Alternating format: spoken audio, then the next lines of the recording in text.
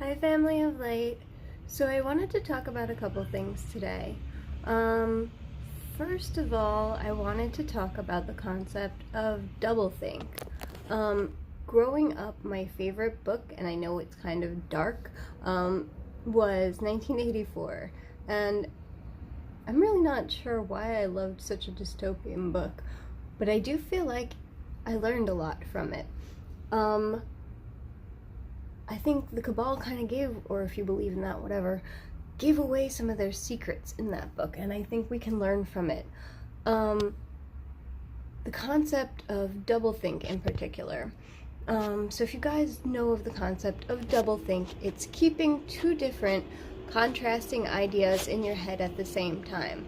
So how society kind of tells us, oh, you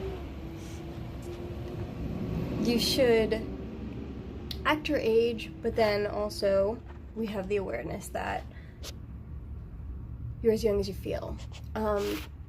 There's a lot of different examples. Like, for example, how we say, oh, you have to love your neighbor and how important loving everyone is, and then in this country we spend more on the military than anything else. I don't think that's for loving people. No, maybe. Hopefully. But, so yeah. Doublethink has not been considered a great thing, but I think it really can be helpful for a lot of people. So when it comes to concepts that we still sometimes struggle with, for example, like chemtrails or 5G is one that triggers me sometimes.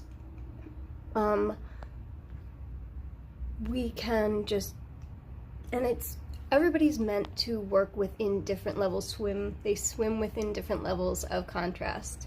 And I'm not saying that if it triggers you, it's not something you should take action on.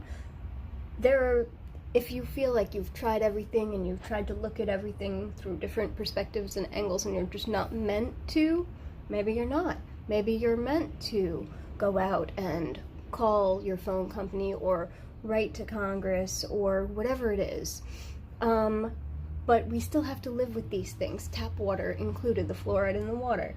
And, I can just say, oh, well, it's fear, it's false evidence appearing real, but that doesn't necessarily help us either. We do have to be able to start to hold some of these concepts at the same time, but also reframe them in a way that we're going to be able to function and not live in fear. So, for example, with the chemtrails, we could say, well, it's making us stronger. What doesn't kill you makes you stronger, So you can have the awareness that maybe some of these things aren't the greatest for you, but if you look at it in a different way, it could help. So, that being said, another thing I wanted to talk about is I've been doing more QHHT sessions, and they're so interesting, and I wish I could talk about them, but I'm getting different planets and different star races from people. I know very few actual, normal human past lives. Most of them have been not here.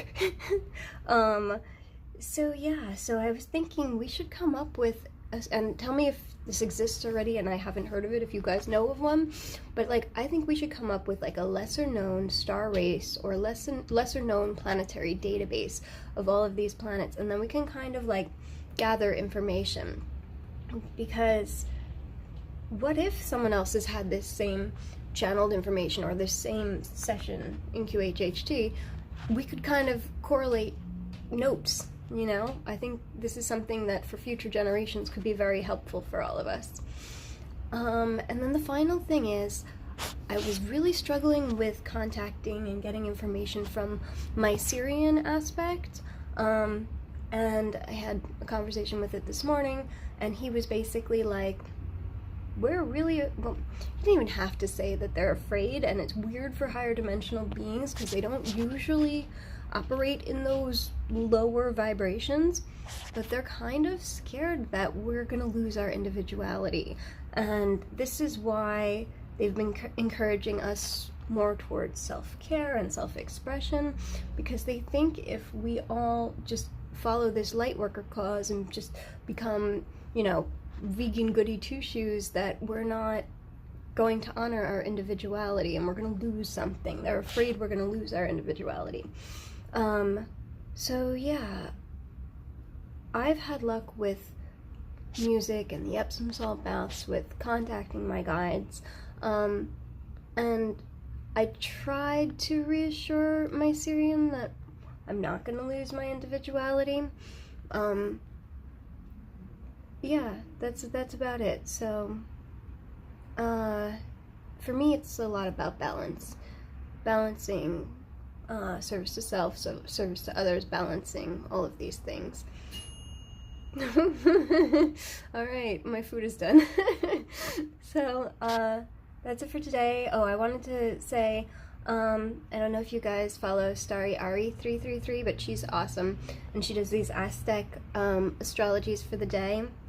We're going through a 13-day cycle of death, so I'm pretty comfortable with death energies because my rising is Scorpio, but if you've found that you've been having to dead a lot of behaviors of people and things in your life, and it's hard, other than meditation, which always helps, what I would recommend is working with just the white blank slate energy, kind of focusing on nothingness, like the blank checkness of being able to start everything fresh and new.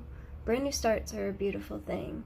And that's what we have right now, and this is great for people who are creative, musicians and artists, because you can bring in some of that contrast, and you can bring in some of these things that now we know, okay, well, I can have this part of what I consider dark, but it's not going to affect this negatively. I can pull this from what I've loved about that.